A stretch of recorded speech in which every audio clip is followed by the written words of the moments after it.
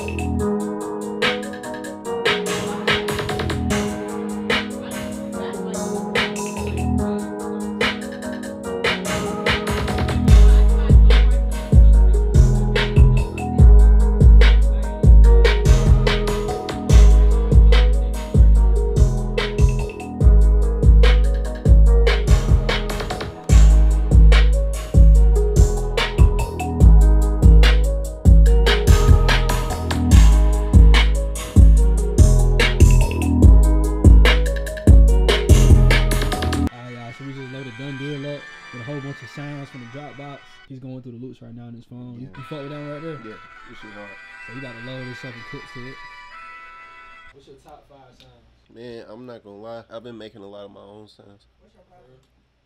I don't want to sit here and take 20 minutes to sit there and synthesize sounds and shit. Like, that's what I've been getting into for the last, like, maybe year or two.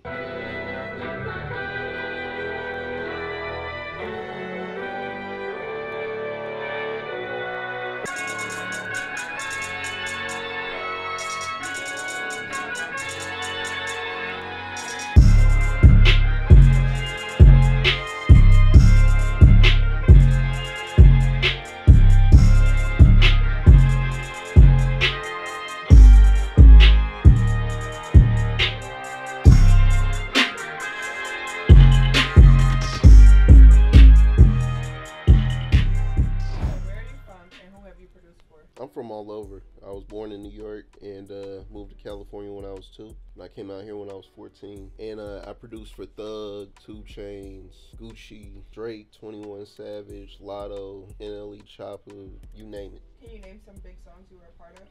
Yeah, I produced Stoner, Wrath for A$AP Rocky with him and Frank Ocean and Lil Uzi, Hannah Montana by the Migos, a bunch of other songs. My typical workflow, usually I gain inspiration first. I like to listen to what's going on first and kind of get an understanding of what I want, and I kind of visualize my beats before I start them. But I've never just like made a beat with somebody in mind. I always just go off of my energy and how I'm feeling. Do you pre-select sounds? Sometimes, but not Not really. Sometimes it's better to just create the vibe as you go. When I pre-select sounds, sometimes it traps you in a box. If I want to make a certain type of beat, I'll do that. But that's why I never made 20 stoner beats or 20 Hannah Montana beats. I always tried to strive to do something different. How do you stay inspired and motivated in the music industry? That's a tough one, but honestly, my motivation comes from within. When it comes to music, it's just my love and passion. I motivate myself because I have a family and stuff to provide for, so there's not a time where I can't really focus on being motivated. I have to be motivated. I'm a jack of all trades. I really play with everything. I love Ableton for like sampling and cutting up samples. I love Logic for the warmth of the sounds, but I mainly stick to FL just because, you know, you can't beat the drum. What inspired you to start Death Star Studios? I just wanted to have my own studio. I was tired of spending money with everybody else. I had spent a year going to different studios and looked at my studio bill and it was like $300,000. I was like, man, I could have bought another studio. I could have bought a studio. I was like, you know what? Buy a studio. And then I was like, I could also make money off of it. And it's something that I love being around. Can you talk about the impact of technology on music production today? Oh yeah. Technology is doing a lot for music, but it's also doing a lot against creative minds because it's taking away the creativity. All these, you know, chord generators and everything like that is cool, and the AI is cool, but pretty soon we'll be out of a job if we don't find a way to, you know, make ourselves stand out somehow from software that can obviously do our job as easy as a press of a button. What do you do to relax and unwind when you're not in the studio? Honestly, I live a regular life as much as possible. I try to go to theme parks. I spend time with my son. I'm married, so I live a real life. I think it's so easy to get caught up in the stardom of music and seeing how everybody else gets treated. Honestly, it feels so good to just be able to go and do regular things and live. I go to just about everything I can do. Mountain climbing, gym. I don't like talking about music when I'm not around it for real. If it's not my 24/7, it's not my 24/7. My 24/7 is to live and enjoy life. So are there any hobbies or interests that you have outside of music that you're passionate about? Yeah, I have a podcast. I like talking shit. That feels good. I also am a professional gamer. I play fighting games. So Mortal Kombat, I ranked like maybe 70th, 80th in the country, but I got nigga Mortal Kombat that beat you right now, bro. That nigga nasty, bro. anyway. What would you say for a person who's opening the studio now? What would be the easiest way for them to start getting traffic? Honestly, I would have to say you have to put most of your money into marketing after you get your studio done. Like, this studio is beautiful, but I've never heard of it before. You know what I'm saying?